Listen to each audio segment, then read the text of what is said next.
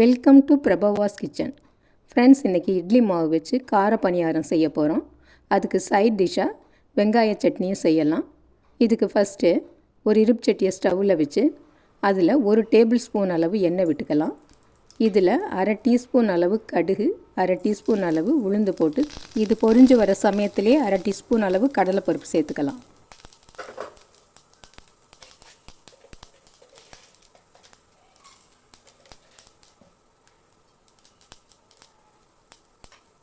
இப்போ இதெல்லாம் பொரிஞ்சு வர்றப்ப ஒரு கொத்து கருவேப்பிலை பொடியாக கட் பண்ணினது, ஒரு பெரிய வெங்காயம் பொடியாக கட் பண்ணது, ஒரே ஒரு பச்சை மிளகாய் கட் பண்ணினது, இது எல்லாத்தையும் சேர்த்து வதக்கிக்கலாம்.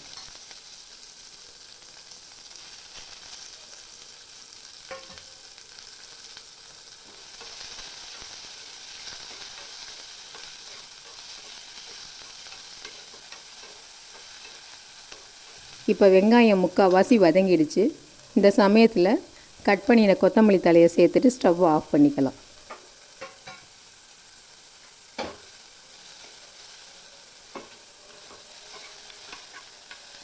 அடுத்து இப்போ ஒரு பாத்திரத்தில் 1 கப் அளவுக்கு இட்லி மாவு எடுத்துக்கலாம். இதில் நம்ம வதக்கி வச்ச வெங்காயத்தை சேர்த்து நல்லா கலந்து விட்டுக்கலாம்.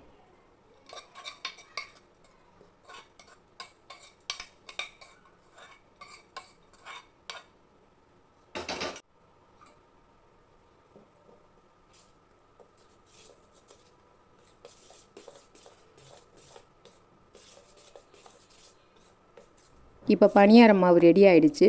இதை ஒரு ஓரமாக வச்சுட்டு வெங்காய சட்னிக்கு நம்ம ரெடி பண்ணிக்கலாம். ஒரு இருப்பு சட்டியை ஸ்டவ்வில் வச்சு அதில் 1 டேபிள் ஸ்பூன் அளவு எண்ணெய் விட்டுக்கலாம். சின்ன வெங்காயம் உரித்தது 1 கைப்பிடி அளவு, ஒரு 4 பல்லு பூண்டு, அதோட சின்னதாக ஒரு புளியங்கொட்டை சைஸ் அளவு புளியை சேர்த்து நல்லா வதக்கிக்கலாம்.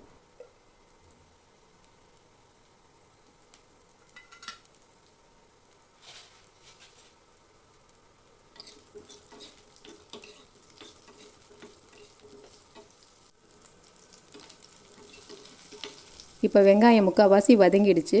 இந்த சமயத்தில் 4 வரமிளகாய், 2 மீடியம் சைஸ் தக்காளி கட் பண்ணினது, இதையும் சேர்த்துட்டு ஒரு 2 நிமிஷம் வதக்கிக்கலாம்.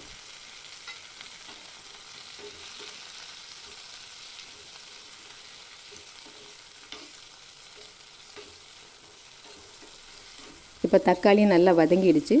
ஸ்டவ்வை ஆஃப் பண்ணிவிட்டு இது ஆறினதுக்கப்புறம் தேவையான உப்பு சேர்த்து நம்ம சட்னி அரைச்சிக்கலாம். இப்போ பணியார சட்டியை ஸ்டவ்வில் வச்சு எல்லா குழிலையும் கொஞ்சமாக எண்ணெய் விட்டு மாவை ஊற்றிக்கலாம்.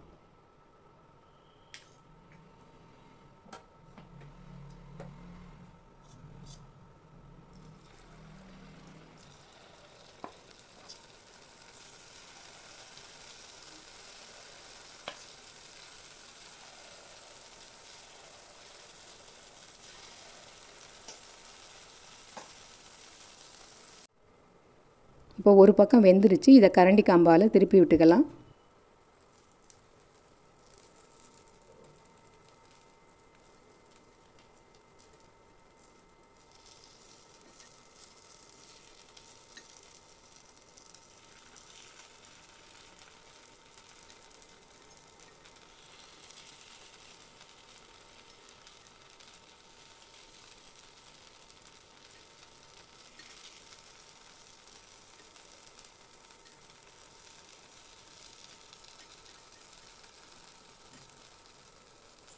இப்போ ஒரு 1/2 டீஸ்பூன் எண்ணெய் எடுத்து எல்லா குழியிலையும் கொஞ்சமாக ஊற்றிக்கலாம்.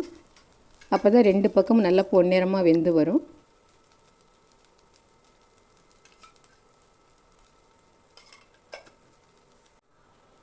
இப்போ பணியாரம் எல்லாம் நல்லா வெந்துடுச்சு. இது எல்லாத்தையும் எடுத்துடலாம்.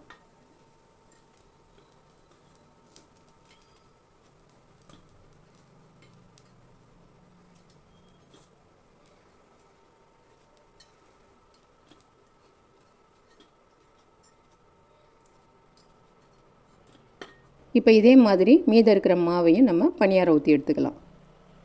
அடுத்து இப்போ சட்னியை தாளிச்சிக்கலாம். இதுக்கு இருப்பு சட்டியில் 2 ஸ்பூன் அளவு எண்ணெய் விட்டுட்டு 1/2 டீஸ்பூன் கடுகு, 1/4 டீஸ்பூன் உளுந்தம்பருப்பு போட்டுட்டு இதோட ஒரு கொத்து கருவேப்பிலையை போட்டு தாளிச்சிக்கலாம். இப்போ தாளித்ததை நம்ம சட்னியில் சேர்த்துக்கலாம். இப்போ பஞ்சு மாதிரி கார பணியாரமும் டேஸ்டியான வெங்காய சட்னியும் ரெடி ஆகிடுச்சு. தினமும் இட்லி தோசையே சாப்பிட்றதுக்கு இந்த மாதிரி செஞ்சு சாப்பிட்றப்ப ரொம்ப டிஃப்ரெண்ட்டாக இருக்கும். இந்த டிஷ்ஷு பிடிச்சிருந்ததுன்னா லைக் பண்ணுங்கள், ஷேர் பண்ணுங்கள், மறக்காமல் சப்ஸ்கிரைப் பண்ணுங்கள். நன்றி.